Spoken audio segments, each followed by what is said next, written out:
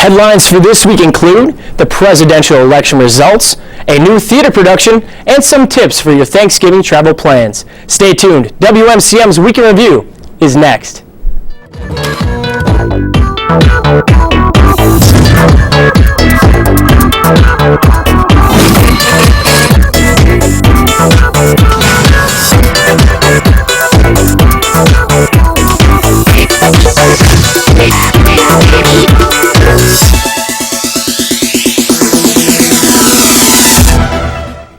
Hello, and thanks for watching WMCM's Week in Review. I'm Ashley Conkle. And I'm Chance Stickman. Ladies and gentlemen, we have a winner. Barack Obama has been re-elected to his second term as President of the United States. Around 11 p.m. Central Time, the Democratic Party convention in Chicago exploded with cheers as the projected polls showed that President Obama surpassed the 270 electoral votes needed for victory. Governor Mitt Romney and President Obama fought over many battleground states like Ohio, Pennsylvania, Florida, and Wisconsin, but in the end, the president held the upper hand by sweeping all four states. Election 2012 saw turnouts at a record pace, minority, women, and young voters, ultimately helping Barack Obama regain his seat as our nation's commander-in-chief. Having a stressed week? Laughter is the best medicine, and the theater department has just the cure for you. The UWL Theater Department is performing a contemporary playwright, David Ives' infamous All in the Timing. This charming collection of short comedies features insights on relationships, language, and mortality. The routines feature 6 different parts. The side-splitting comedies will be performed in the Frederick Theater in Morris Hall. Performance dates are November 7th through November 10th, and the show starts at 7:30 p.m. and on November 11th at 2 in the afternoon. Tickets are $4 for UWL students, $12 for senior citizens, and $14 for all others. There is limited seating, and tickets are available in the box office in the Center for the Arts or by calling 608-785-5852. And now, here's Liz Kramer to tell us more about Thanksgiving travel plans.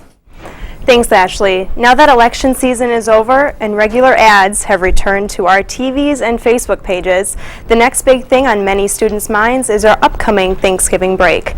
Not only does this mean spending time with family and friends and eating too much food, it also means a welcome break from classes since we began the semester back in early September. In addition to eating and spending time with loved ones, Thanksgiving break also means many students will be exchanging class time for time spent working and saving up money to spend this holiday season. For students returning home for Thanksgiving break and searching for a way to get there, there is a ride board inside Whitney Center and a Rideshare UWL Facebook page.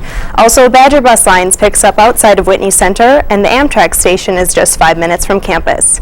For students planning to stay on campus for Thanksgiving break, some of the residence halls remain open for the break, and many residence assistants coordinate activities such as meals during the break.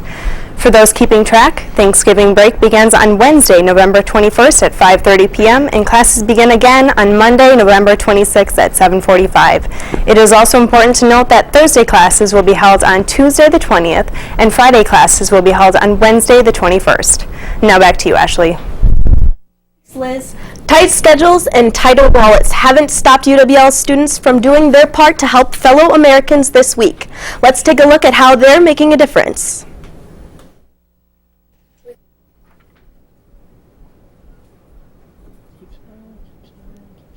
With Superstorm Sandy leaving thousands on the East Coast in need of aid, UW lacrosse students came by donating blood. Residents to encourage them to vote because the Our Blood Drive is sponsored by RHAC today. We're your Residence Hall Association Council, and we're trying to reach the residents so that they know that they can donate, as well as the 2 blood drives that will be hosted Thursday and Wednesday, actually, in Cartwright Center. RHAC is a student-run, student-serving organization on campus. It's actually a council made up of 32 representatives, and we just discussed involve the students and the residents, and then we also put on programming and fun initiatives for all the residents. The program appropriately named Ballots in Blood called students to fulfill their civic duties by voting, then coming to donate blood. Now it is a more important time than ever to donate blood.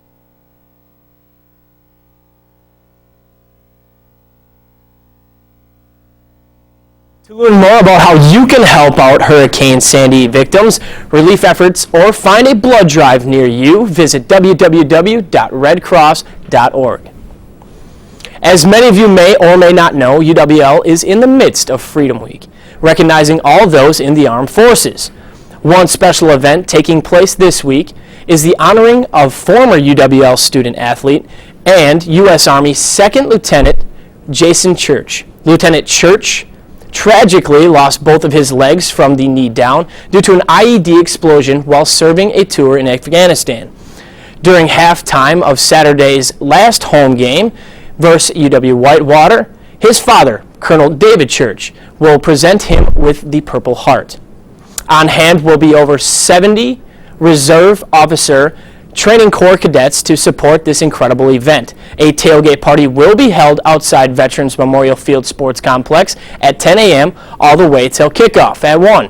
All are welcome, especially those in the armed forces, as they will receive free admission to the game with a military ID. The Cooley Region Humane Society has many pets in need of loving homes.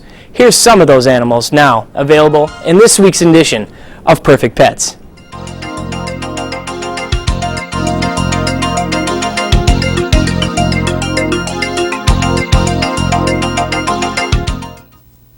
Moving on up is Jefferson. This 6-month-old cat has a silly personality that'll brighten up any home. Meet Milo, a 10-month-old terrier-hound mix. He loves to play just as much as he loves to cuddle. Well, you can't have Milo without Otis. This is Otis, Milo's brother. This lively guy plays very well with children. Last but not least is Grover. Grover has been here far too long. He's a wonderful cat that deserves a home of his own.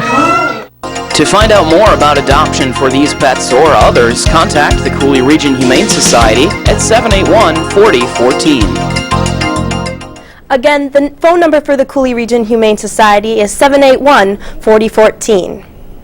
Are you a student at the University of Wisconsin-La Crosse that is looking to make a social change? Campus Climate is currently accepting applications for the spring crew of Awareness Through Performance.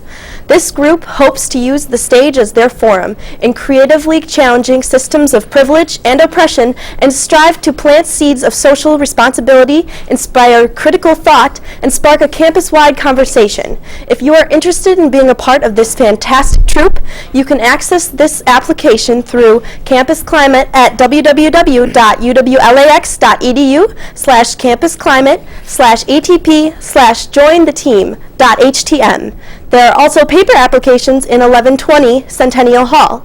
Get your applications in by tomorrow, Friday, November 9th, by 4 p.m. in the afternoon. On Saturday, November 17th from 7 to 10 p.m., KQEG will be hosting the Cooley Region Humane Society Telethon. This is the 14th consecutive year the two organizations have been in cooperation to raise money for the many pets in need of loving homes. Written and produced by Professor Pat Turner and students from WMCM-TV, the 3-hour event not only accepts money donations, but pet and animal supplies as well. Since 1999, the telethon has been very successful, even raising more than $6,000 last year alone. Join KQEG's Rick Wilson and me, Chad Stickman, as we help out an amazing cause. Tune in to KQEG Channel 23, Charter Channel 5, Digital Channel 989, and Campus Channel 6 for the 14th Annual Cooley Region Humane Society Telethon. It's sure to be a great night. If you haven't found a place to live next school year, don't panic. The WMCM crew has all the information on renting in the La Crosse area.